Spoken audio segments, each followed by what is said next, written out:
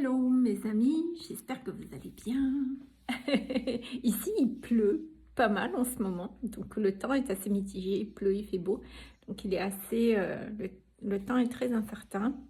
C'est humide aussi du coup, mais bon, ça va, je ne veux pas me plaindre. Je suis sur une île magnifique, j'apprécie, je prends le temps de découvrir aussi.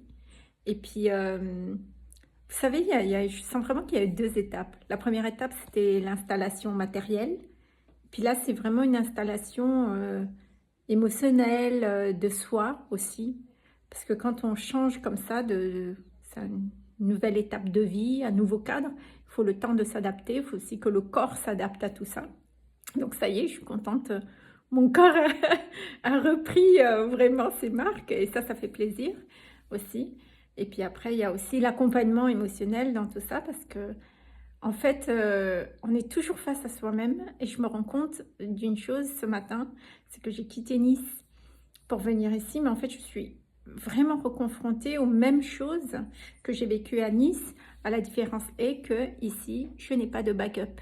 Voilà, c'est-à-dire que je n'ai pas tous ces éléments que j'avais autour de moi, tous ces gens que j'avais autour de moi à Nice qui me comblaient un petit peu les choses que je ne voulais pas affronter, le sentiment de solitude, la difficulté à accéder au plaisir, la vie, initier ma vie, cette vie-là, seule.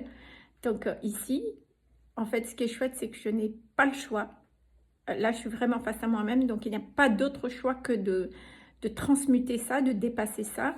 Et en même temps, je vois vraiment le bout du tunnel et je me dis, waouh, c'est vraiment beau là, ce qui m'attend.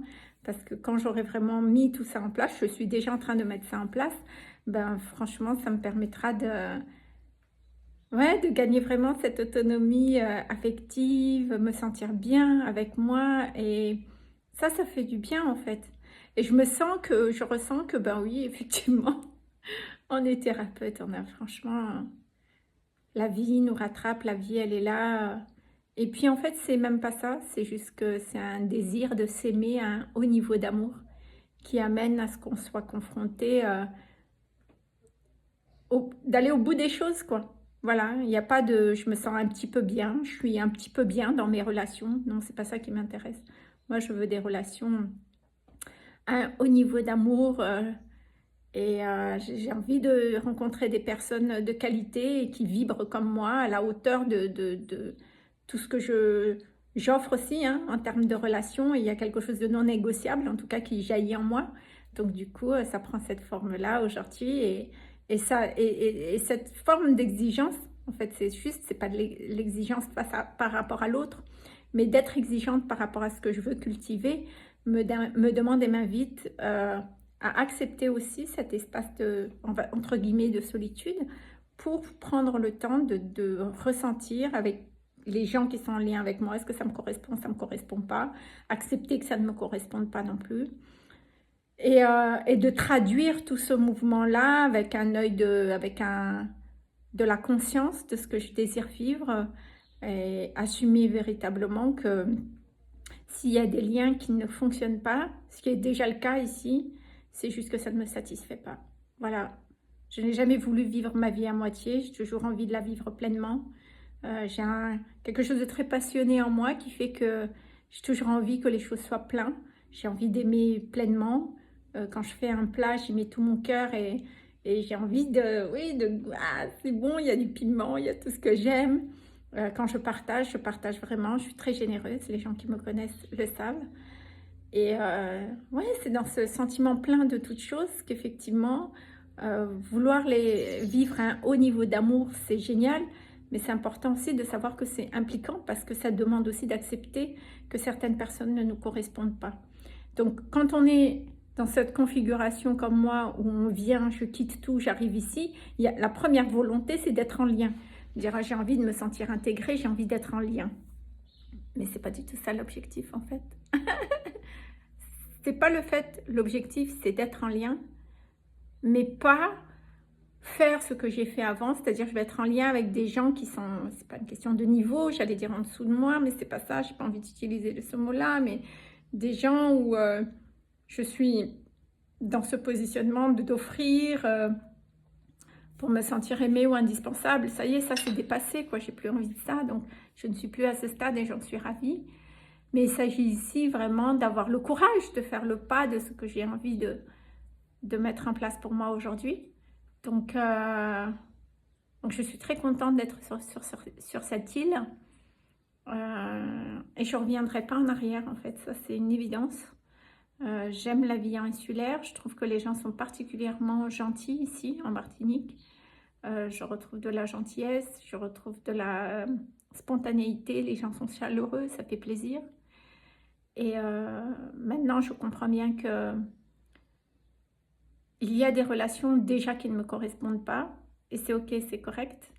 Ça voudrait juste dire qu'aujourd'hui, j'ai envie d'autre chose pour moi, et certainement qu'il y avait déjà des relations qui ne me correspondaient pas non plus à Nice.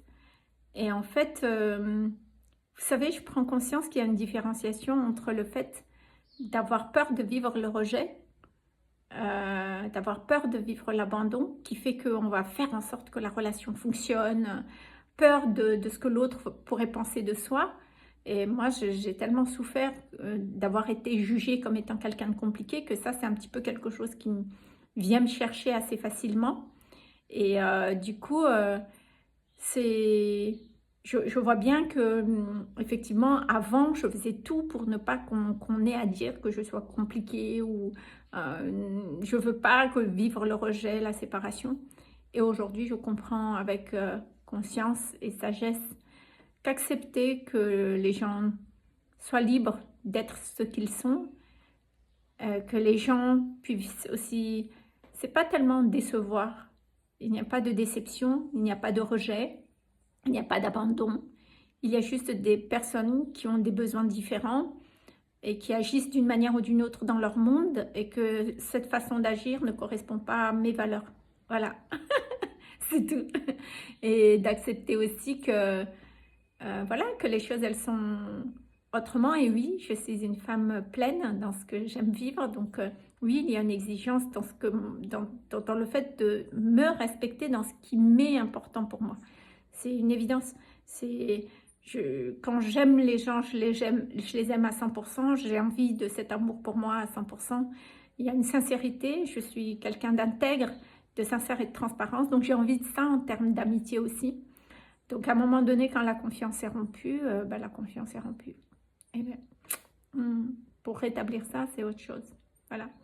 Donc, en fait, c'est juste pour vous dire, mes amis, que c'est important d'être fier d'être qui vous êtes, d'être heureux d'être qui vous êtes. Soyez heureux d'être exigeant, soyez heureux d'être prise pour une personne compliquée pour les autres, mais c'est juste que il y a des gens qui n'ont pas le courage de se positionner par amour pour eux et qui veulent convenir à tout prix. Et quand on fonctionne différemment, ça peut être troublant pour eux. Voilà. Et quoi d'autre en termes de partage aussi ici?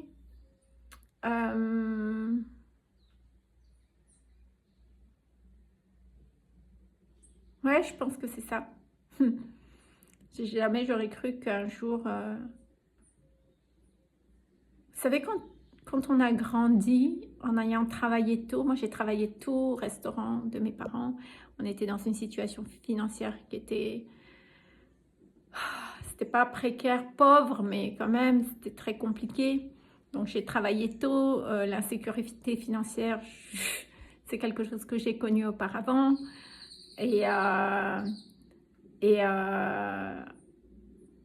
le fait d'arriver ici, déjà d'être autonome financièrement, d'être... ça fait du bien. Ça fait du bien. Parce que, j'aime ce que je fais, mais tellement, j'aime mon métier, ça me nourrit, ça me procure du plaisir.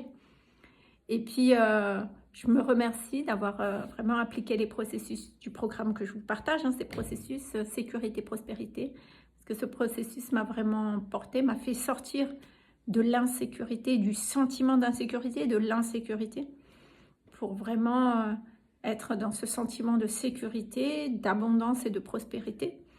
Ça fait vraiment du bien, vous voyez. Et ça permet à l'accessibilité de vivre les choses, de vouloir faire les choses librement. Et en même temps, il y a aussi un formatage. J'ai eu un formatage d'avoir eu l'habitude de travailler.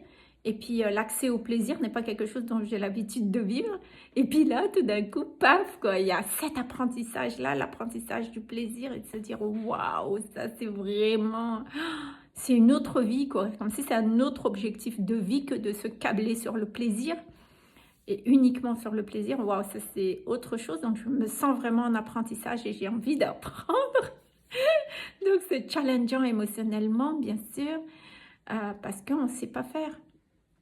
C'est comme si c'est, je sais même pas comment vivre. Non, je sais pas, je sais pas. Justement, j'ai été dans une relation, j'étais dépendante de la personne avec qui j'étais parce que cette personne m'a porté cette légèreté du plaisir de vivre, de vie. C'est pas chez le plaisir de vivre, mais le plaisir du quotidien. Allons, on sort, on va faire ci, on va faire ça. Je ne savais pas ce que c'était, puisque quand on est formaté au travail, on n'est pas branché sur nos plaisirs. C'est quelque chose qu'on a dissous complètement. Donc là, il faut recréer une connexion, il faut créer un objectif de vie. Et ce truc qui paraît simple demande en réalité toute une transformation au niveau des programmations pour accéder à une vie de plaisir. Un truc de dingue. Et c'est, ben oui, on est du coup challengé émotionnellement, mais parce que ben, je sais pas, je me dis, je sais pas comment faire, écouter ses plaisirs, s'autoriser à les vivre. Waouh, c'est vraiment quelque chose qui se fait petit à petit. Ça se fait, je suis vraiment heureuse de ça, je suis fière de moi. Et puis après, il y a aussi ben, le sentiment de solitude, de ne pas être en lien, comme je vous ai dit tout à l'heure, mais aujourd'hui, ce chemin est accepté et consenti, et ça fait du bien. Parce que ben, j'ai une autre relation avec la notion de la solitude, avec le fait d'être seule. Ça fait du bien parce que j'ai une relation beaucoup plus neutre, au-delà de dire apaisée. Et puis, ça m'a permis d'être en présence avec moi-même. J'ai compris ce qu'il fallait que je fasse pour ne pas ressentir la solitude de cette façon-là. Mais je vous en parlerai plus tard parce que c'est aussi des processus que j'aimerais vous partager. Si vous êtes intéressé, n'hésitez pas à me le dire. Et puis voilà, et toute cette combinaison est en cours. Et c'est pour vous dire que dans la vie, on accède à des désirs, on a envie, on désire une vie, un niveau de vie. Mais parfois, ça demande aussi de s'accompagner à dépasser certaines choses en soi. Parce que ce niveau de vie-là, si on ne l'a pas aujourd'hui, c'est certainement parce qu'on a des blocages, hein, sinon on y serait déjà. Et c'est juste pour vous dire que tout est infiniment possible, mais ça nous demande d'être là pour soi, ça nous demande de nous accompagner, ça nous demande de nous aimer infiniment, de nous comprendre, de nous écouter et de processer, pas processer pour faire un travail sur soi, mais processer pour s'occuper de soi, de sa vie, de ses rêves. Voilà. Donc j'espère que ce partage spontané vous fera plaisir. Moi, ça me fait plaisir de venir là avec vous pour partager ça de cœur à cœur et sans filtre. Je vous embrasse. À bientôt.